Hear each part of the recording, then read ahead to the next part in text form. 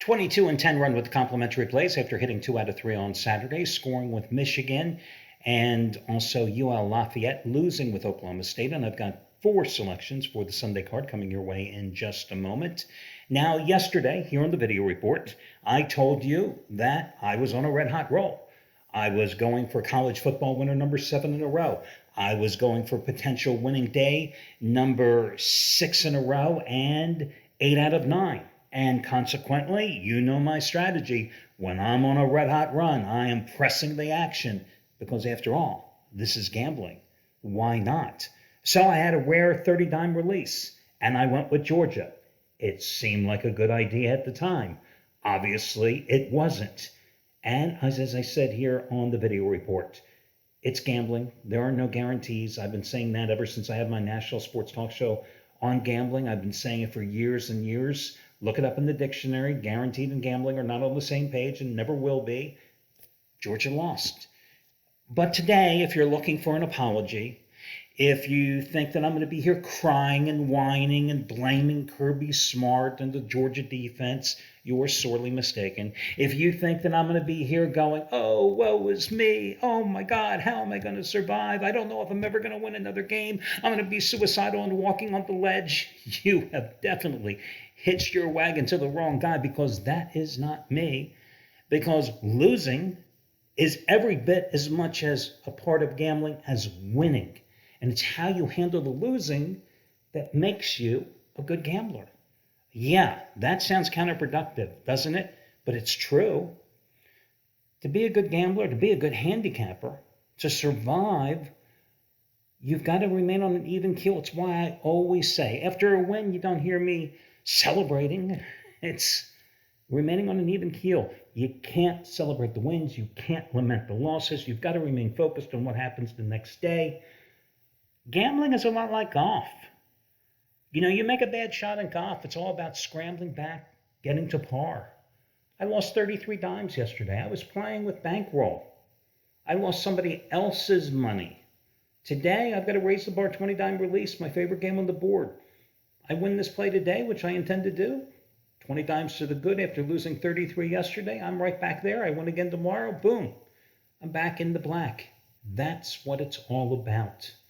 And I suggest, if you can't maintain that even keel, you stop gambling. And you're talking to somebody who's been doing this gambling a lot longer than I've been in this business, trust me, and has lost a few big plays along the way. And that's why I said yesterday, you know, the last I looked, the sun did rise in the east, and I'm pretty damn sure, unless I start following Kyrie Irving's advice, that it's going to set in the west today, too.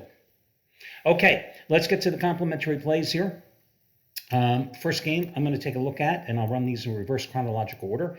It's going to be San Francisco, winners of 3 in a row, at Seattle. And this is a revenge game for the 49ers, because way back in week number 3, they lost at home 28-21 to Seattle. And listen, that was a game that Garoppolo left at halftime and was replaced by Trey Lance. And that was when Seattle was, well, seemingly a decent team. Russell Wilson was playing well. He was getting some offensive line protection. They had a running game. Listen, it's gotten so bad for Seattle. They just signed Adrian Peterson, and he's kind of getting a lot of carries today. That's how devastated their offensive backfield is. Meanwhile, the 49ers coming in here, playing well. They just beat Minnesota 34-26. Prior to that, they beat Jacksonville 30-10, beat the Rams 31-10. And in that 3-game stretch, they have really emphasized running the ball. Almost 42 rushing attempts a game in that 3-game stretch. And they've averaged 178 yards a game in that winning streak, coming off a season-high 208-yard rushing performance against the Vikings. And Garoppolo, the guy that they wanted to run out of town, Trey Lance was going to be the savior, blah, blah, blah, blah, blah. Last 5 games, 69% completions, 247 yards a game, 7 touchdowns, just 2 interceptions. Meanwhile, Seattle returning home after the short week after losing to Washington 17-15. They're 1-6 in their last 7. They've scored just a total of 28 points in the last 3 losses. The Seattle can't even control the line of scrimmage here. Their last three opponents, the time of possession has averaged almost 40 minutes. Washington had control of the clock for almost 42 minutes in that Monday nighter. So the 49ers, who have won 16 of their last 22 games straight up on the road, I'm going to go with them today, lay the 3 points. And of course, in this particular situation, I'm going to go ahead and buy down the half point on the 49ers too. Also on the late card, the Rams, a team that has lost 3 straight games and allowed at least 28 points in each of them, is going to be hosting Jacksonville. Is that what the doctor ordered for Sean McVay's team? I do believe so. Because after losing to Tennessee, San Francisco, and Green Bay, you're now taking on the Jaguars. Yeah. Do I have to really analyze this game for you? I even think if Matthew Stafford throws his 4th consecutive pick 6 here in this game, I still think the Rams might win by 21 points. You got a Jaguars team that has only averaged a little over 11 points while losing 4 of their last 5 games. Now, this isn't necessarily surprising because of the second worst scoring team in the NFL at 15.7 points a game. Their defense allows nearly 26 points a game. End of story. Let's move on. Lay the points with the Rams, minus 13. Let's go to the early card.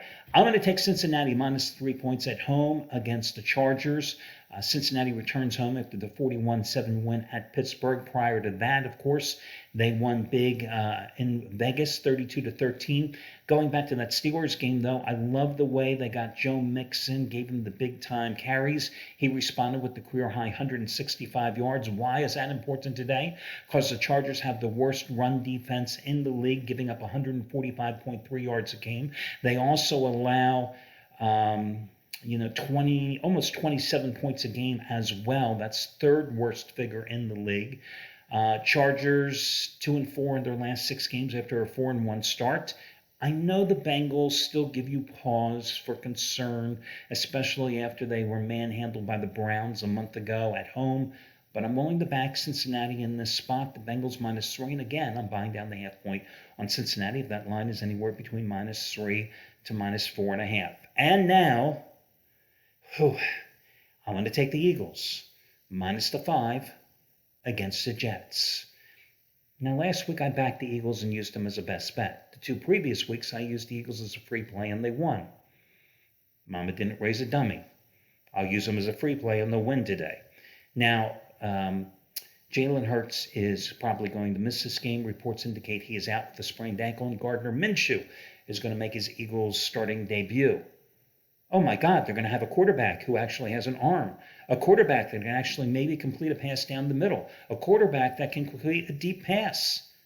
Yeah, these are all good things when you start in the NFL. Listen, he may not be the answer. He probably isn't.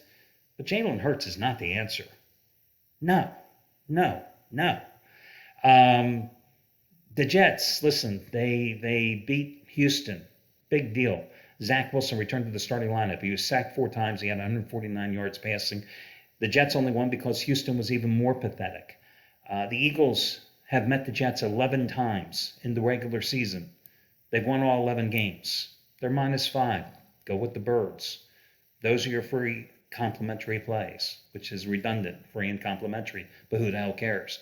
If I had to rank these plays, I think the Rams in San Francisco and the Bengals will all be top-tier selections, and then the Eagles would be the reach play.